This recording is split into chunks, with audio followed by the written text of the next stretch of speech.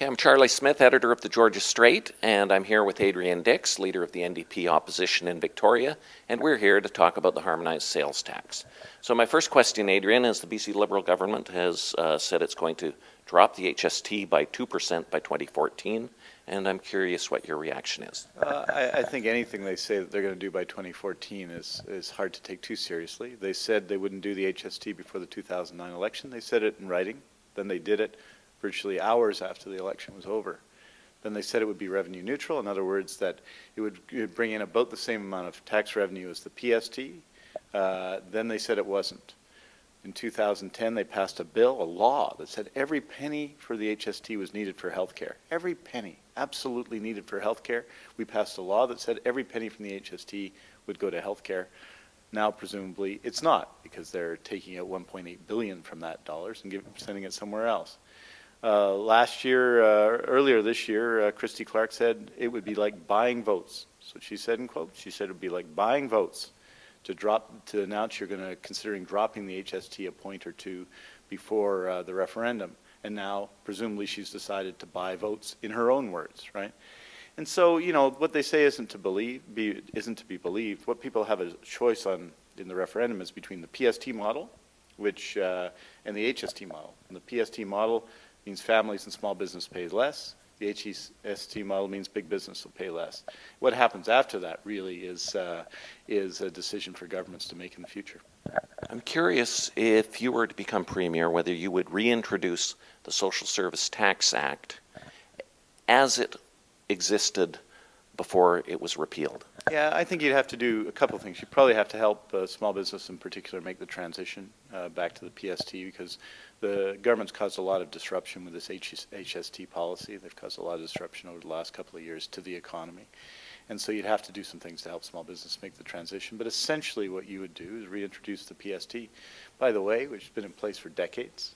The economy has grown for decades. We know how to collect the PST. There's no mystery or magic there. And I think that's what our government would do. Certainly, I think it's what the Liberal government will have to do if they lose the referendum. And would you retain all the exemptions that were in the previous Social Service Tax Act? Yes, I think you go back to that base. So, for example, as you know, the PST, there's no PST on restaurant meals, or there wasn't any. We've had a 7% increase on restaurant meals, and more people eat out these days, not in fancy restaurants or anything, much more than when I was growing up. People have to eat out because they have multiple jobs. They're eating at Tim Hortons or at the cafeteria at their workplace or wherever. That's where they're eating. And so you've got a 7% increase on all of that right now. And so yes, there'd be no PST on restaurant meals. On bicycles, for example, there's always been an exemption. It was introduced under social credit, not under the NDP. There's no PST on bicycles because we want to encourage bike riding in British Columbia. It's good for the environment. It's good for people's health. So there's a 7% HST on bikes. We would have a 0% PST on bikes, and on it would go. I'm curious that some people, like tax experts, like SFU Professor John Kesselman, they say that the HST is good public policy because it reduces administrative costs. They say it stimulates investment, which ultimately leads to jobs. And I'm wondering what you would say to people like John Kesselman who support the HST. Well, look, there's been a lot of reports. I mean, Jack Mintz, who's usually used by the government to support their things, they paid him to produce a number of reports. He produced a report for the government of Ontario that said we'd lose jobs in the first 5 years of the HST. And the only reason we would gain jobs is that salaries would be depressed and that employers would want to hire people at a lower salary level. That would be the effect of the HST. That's what he said in his report in Ontario. I mean, what you're seeing is a real tax transfer from families and small business to big business. And it depends how you believe people invest, right? Like if you have a double income household and they're both making $35,000 a year, you're probably going to pay $1,400 more, right? In HST, you already have, and you'll pay $1,400 more in the next year, right? That's what you do. You say you have 2 kids, they're going to hand you a check for $350 of that back, right? So you'll be down $2,400. Now, where would that family of 4, with both parents working, which is not atypical in our city today, earning $35,000 a year, where would they spend their money if they had it? They'd spend it right here in Vancouver. Now, there are some companies in British Columbia that will make tens of millions of dollars. They're going to advertise heavily between now and June 24th. Do you think that, I have no quarrel with Tech Cominco or with Canfor or any other company, but do you think they're going to invest all that money in British Columbia? I don't think so. I think taking money away from families, again, after having done it again and again and again through the last decade, and shifting it to the wealthy and to large corporations isn't necessarily good for the economy. I think it's better to invest in British Columbia, to invest to make sure British Columbia small businesses can operate, the British Columbia families can live a good life. The Stephen Harper government has given BC basically a $1.6 billion staggered signing bonus, but $1.6 billion is flowing into the provincial treasury for adopting the HST. What are you going to do if the federal government says, I want my money back? Well, look, I mean, you don't make permanent tax policy based on a one-time payment. I mean, why was the payment accepted in the first place? Because the BC Liberals, Ms. Clark, Mr. Campbell, all of them, all the BC Liberals had always been against the HST. They'd always said they were against it. I was against it. I've been against it ever since the GST was introduced in Canada. For more than a decade, they'd been against it. What happened after the election?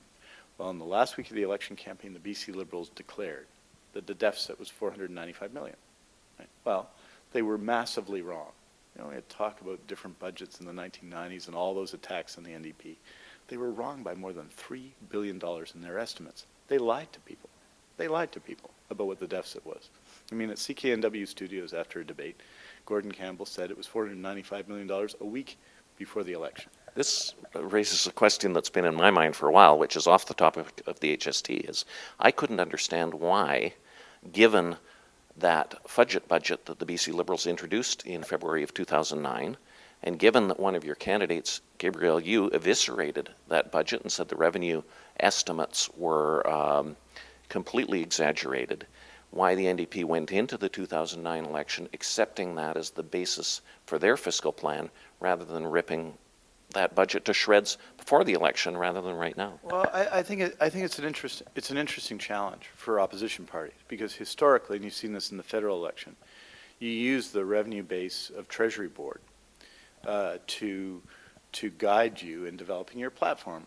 It's very difficult outside of government to see all the revenues coming in. You don't know that until months after. You tend not to know it until the public accounts. So you're quite right. It raises an issue. I mean, they just projected, having made the biggest budget mistake in history, biggest budget lie in history, like in 1 year, estimating it was $500 million. Turns out it was closer to $4 billion if you don't take the HST money, right? That's where it went, right? In one short while. And now we see them with dramatic differences in what they're saying the HST will bring in order to justify these changes. I mean, the numbers that they put out are so lacking in credibility, the numbers they put out this week to justify their decision to buy votes this week was their previous decision to buy votes, that it makes it difficult for the opposition because you're quite right. What basis do you establish your own platform on if the government is lying about the budget all the time? And it's really hard. People don't like to hear the word lie, but there's not much more you can say about a government that obviously knew. I mean, I've heard Mr. Hanson, Mr. Campbell, Ms. Clark, Mr. Falcon say, well, there was a recession. Well, the recession, you remember there was a deep crisis in the United States in 2008, the fall. Lehman Brothers went down several months before the budget. Went down September 2008. The Premier himself went on TV and said there's a crisis and did a 10-point plan. It wasn't very serious. He cut ferry fares for a few months and everything. He went on TV in October of 2008. The Liberal Party leader went on. So they knew there was a crisis. And then they say they magically they were wrong by about $3 billion on revenue in April of 2009, right? And I'd like to get back to my main question, though. So the question that's the key question. So we made the decision to bring in the HST because the BC Liberals misled people about the deficit. That's why we did it, right? So they were desperate at that point. They said, "Oh my gosh, now we're going to have to tell people the truth. What do we do?" And, you know, having prosecuted the case against the NDP and others about budgets in the past, about, you know, differences in estimates that were about a tenth the size of their difference, right?